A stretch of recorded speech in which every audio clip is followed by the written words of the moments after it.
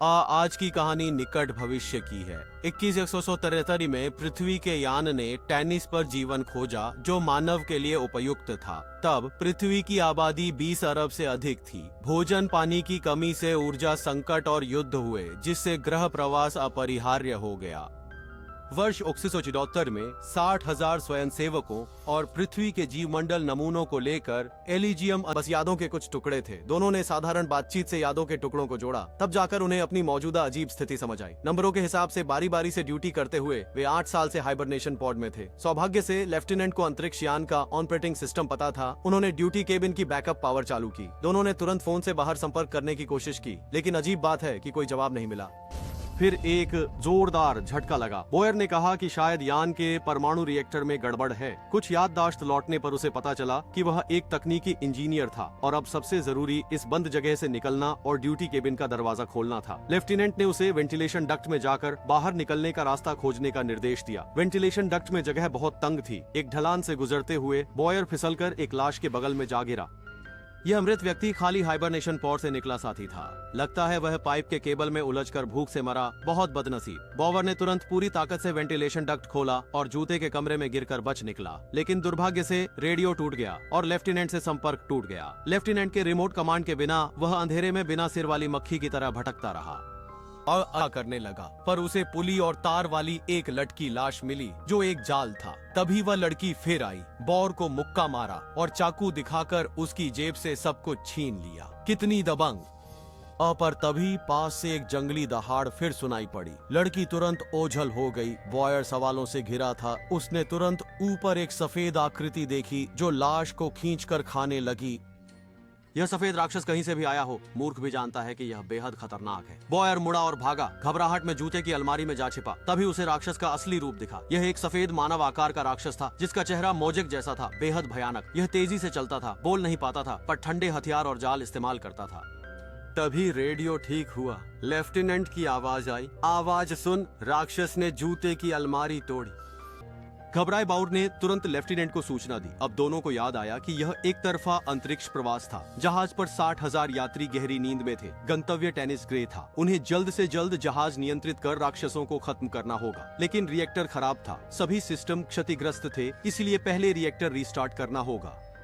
Lieutenant के निर्देश पर बाउर ने विस्फोट रोधी हथियार लिए और रिएक्टर को मैनुअल रूप से चालू करने का जोखिम उठाया, लेकिन कुछ ही दूर जाकर उसे एक और लटका हुआ व्यक्ति मिला। यह स्पष्ट था कि यह राक्षस का जाल है। बॉवर ने तुरंत उसे चुपचाप बचाया। वह आदमी बहुत डरा हुआ था। उस व्यक्ति ने खुद को कमांड मॉड्यूल का सदस्य बताया। लेफ्टिनेंट ने तुरंत पूछा कि इस जहाज को आखिर क्या हुआ था, लेकिन गैलो को नींद की कमी के कारण कुछ याद नहीं था। फिर कैमरा बॉवर और उसके साथियों पर आता है। वे चुपचाप सभी दल के सदस्यों के हाइबरनेशन क्षेत्र में पहुंचे, लेकिन पाया कि ज्यादातर हाइबरनेशन पॉड खाली थे। लोग कहाँ गए थे? उन्हें जल्द ही जवाब मिला। बॉयर और लड़की गलती से एक गड्ढे में गिरे जहां सैकड़ों कंकाल थे। पता चला राक्षस क्रू के हाइबरनेशन क्षेत्र को अपना रेस्तरां मानते थे। जागते ही कोई भी खा लिया जाता। राक्षसों के इस रेस्तरां से गुजरना आसान नहीं था। वे गटर से निकलते ही राक्षसों ने उन्हें घेर लिया। तीनों को जान पर खेलकर लड़ना पड़ा और बड़ी मुश्किल से उस राक्षस को मार पाए, लेकिन लड़ाई की आवाज और खून की गंध ने और राक्षसों को आकर्षित किया। ये राक्षस जरा ना हुई। कैलो टालमटोल कर रहा है। कहता है कि उसे बस इतना याद है कि पृथ्वी नष्ट हो गई थी और उसके 2 साथी नींद न आने की बीमारी से पीड़ित होकर एक दूसरे को मार बैठे। बाकी उसे कुछ याद नहीं। वह अकेला क्यों बचा? लेफ्टिनेंट को शक है कि गैलो ने ही अपने साथियों को मारा है, इसलिए वह हर पल बेहोश करने वाली बंदूक लेकर सतर्क रहता है। अब जब गैलो ने सुना कि जहाज 1 घंटे में नष्ट हो जाएगा तो वह बदल गया था। उसे विश्वास नहीं था कि बॉल और कुछ लोग राक्षसों को पार कर रिएक्टर को फिर से शुरू कर पाएंगे। और तो उसने लेफ्टिनेंट को हाइबरनेशन पोर्ट से भागने का सुझाव दिया। शायद बचने की उम्मीद थी, लेकिन लेफ्टिनेंट ने कहा अंतरिक्ष में क्या बचेगा, 2 दिन में भूख से मर जाएगा। वह सहमत नहीं हुआ। हालांकि उसे नहीं पता था कि गैलो की बातों से साबित हो गया था कि वह वही अपराधी है जिसके बारे में बूढ़े ने कहा था, जो खुद को भगवान मानकर राक्षस बनाता था। अचानक गैलो ने निशाने के लिए लॉन्च करने की मांग की। लेफ्टिनेंट को मानना पड़ा, पर लॉन्च के दौरान उसने चाल चली। नकली लॉन्च बटन दबाकर उस युवक को सीधे हाइबरनेशन पॉड में डाल दिया। इस युवक ने खुद को पिंजरे में बंद कर लिया। यह भी एक त्रासदी है। दूसरी ओर लेफ्टिनेंट के मार्गदर्शन में नायक दल को रिएक्टर तक पहुंचने का एक छोटा रास्ता तुरंत मिल गया। जब वे चालक दल के परिवारों के हाइबरनेशन क्षेत्र से गुजर रहे थे तो बाउर के दिमाग में अचानक एक खिड़की खुल गई और उसे कुछ यादें वापस आ गई। उसे अचानक याद आया कि तो लेफ्टिनेंट का ढोंग करने वाला अधेड़ कौन था, पर सोचने का वक्त नहीं था। उसे तुरंत निकलना था। देखकर चौंक गए कि यह राक्षसों का अड्डा था। रिएक्टर के तल पर अनगिनत राक्षस सो रहे थे। रिएक्टर सामने था, पर लाखों मील दूर लग रहा था। हर कदम पर जान हलक में थी। बॉयर मुश्किल से उस पार पहुंचा। रिएक्टर चालू करते ही किसी ने फिर गलती कर दी। बूढ़े की टॉर्च गिरी, राक्षस जागा। जीवित लोगों को देखते ही राक्षस ज्वार की तरह चारों पर झपट्टे। ठीक इसी नाजुक पल में बतख वाला लड़का आगे आया, अधिकतर राक्षसों को अपनी ओर खींचा और सबके लिए समय जुटाया। आखिरी क्षण में बॉवर ने आखिरकार रिएक्टर चालू कर दिया। एक ऊर्जा तरंग ने 90% राक्षसों को जला दिया और साथ ही अंतरिक्ष यान भी सामान्य हो गया। यह देखकर सब तुरंत वापस। असल में वही राक्षस बनाने वाला पागल था। तभी वह बूढ़ा सबसे पहले यहाँ भागा, लेकिन गैलो को देखते ही वह ढेर हो गया। नायक और लड़की भी आखिरकार खतरे से बचकर ड्यूटी केबिन में लौट आए, परंतु अंदर कोई न था। दोनों तुरंत कॉकपिट पहुंचे, जहां 2 सूखे कंकाल मिले। नकली लेफ्टिनेंट भी वहीं था। बॉयर ने उस पर बंदूक तानकर पूछा कि वह कौन था।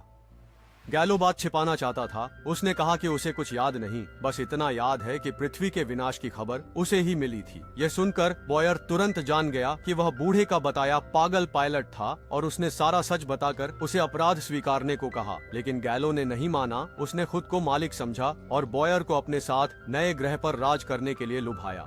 नायक इस पागल के साथ पागल नहीं हो सकता था। दोनों लड़ने लगे। लड़की भी शामिल हो गई, लेकिन दुख की बात है दोनों ही उनका सामना नहीं कर पाए।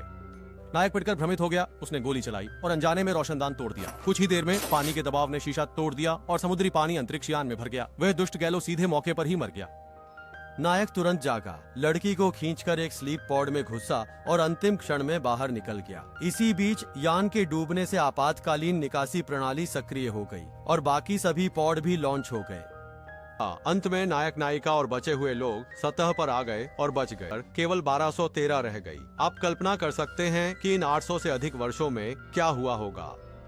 कुल मिलाकर इस फिल्म का सस्पेंस काफी अच्छा है। यह अन्य साइंस फिक्शन फिल्मों की तरह नहीं है जिसमें डरावने एलियन या स्मार्ट रोबोट हो, बल्कि इंसान ही आतंक का स्रोत है। यह हमें बताता है कि नैतिकता और कानून के बिना सीमित संसाधनों के लिए इंसान सचमुच अर्ध पशु बन सकते हैं।